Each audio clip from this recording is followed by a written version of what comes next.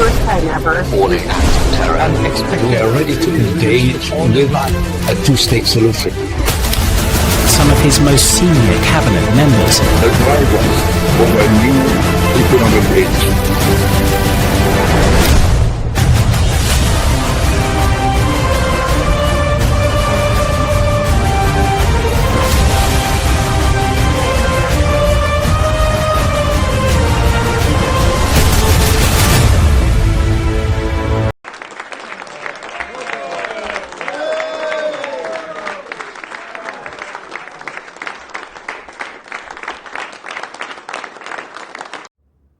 Today, we are diving into a major moment. President Donald Trump has signed the bill that ends the longest government shutdown in United States history. But this is not just about government offices reopening. What we are seeing is a deeper rhythm in US governance, how politics, economy, and global credibility all converge. Let's break it down step by step. Now, what is a government shutdown?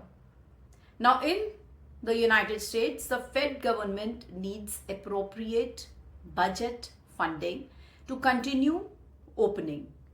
If Congress fails to pass funding, non-essential agencies stop work or furlough staff. Now, essential agencies, military, some law enforcement, they continue. But then the point here is what led to this shutdown. On October 1st, 2025, the Fed fiscal year began and the required continuing resolution also failed. Now, the House, led by Republicans, proposed funding bills. Senate Democrats opposed because of demands including extension of health insurance tax credits, which are under Affordable Care Act, among the other issues. Now, the standoff dragged on, and by early November, this became the longest shutdown in the United States history. Now, what are the key parties? First, the President, second, the House, the Senate, political parties.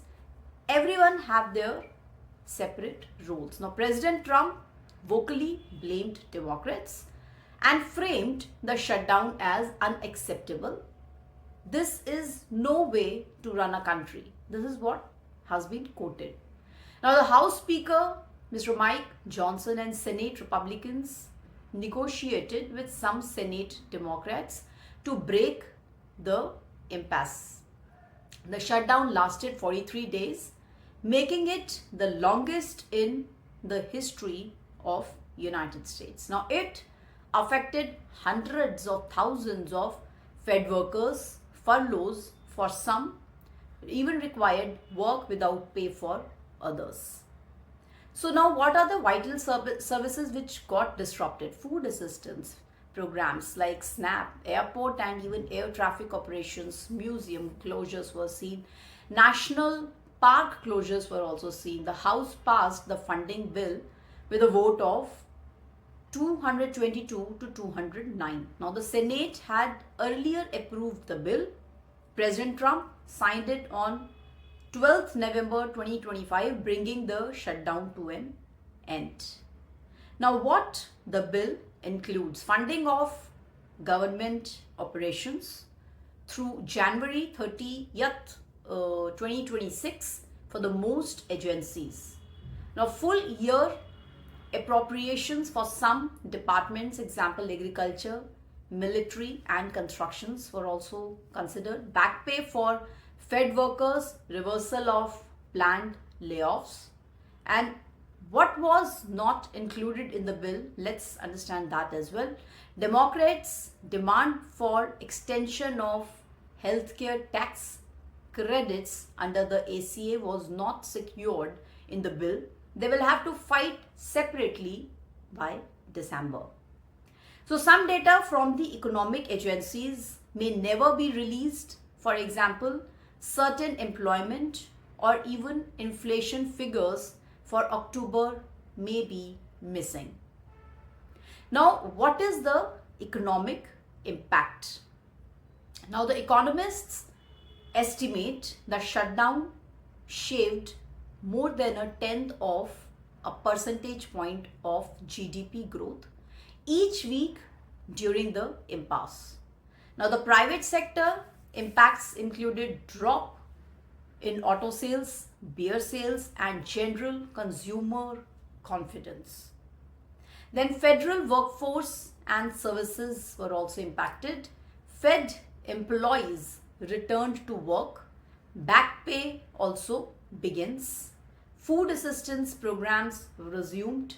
Airports and travel disruptions are also expected to ease down. Now, what are the political consequences? Neither party actually emerges as a clear winner. Now, the poll found 50% blamed Republicans and 47% blamed Democrats.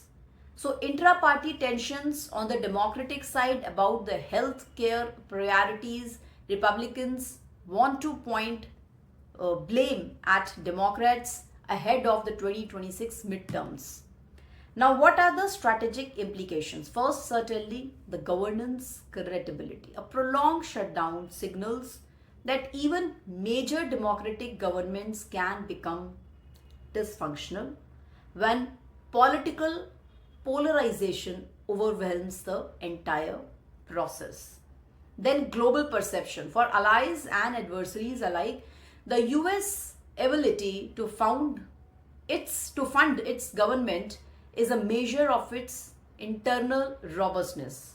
Now, if that's a question, strategic influences certainly impacted. Now, what are the future risks? The underlying cause remains unaddressed. If the healthcare subsidies fight resurfaces, another shutdown threat looms in. The deal ends the immediate crisis perhaps, but not the underlying fault lines. Then what are the operational readiness?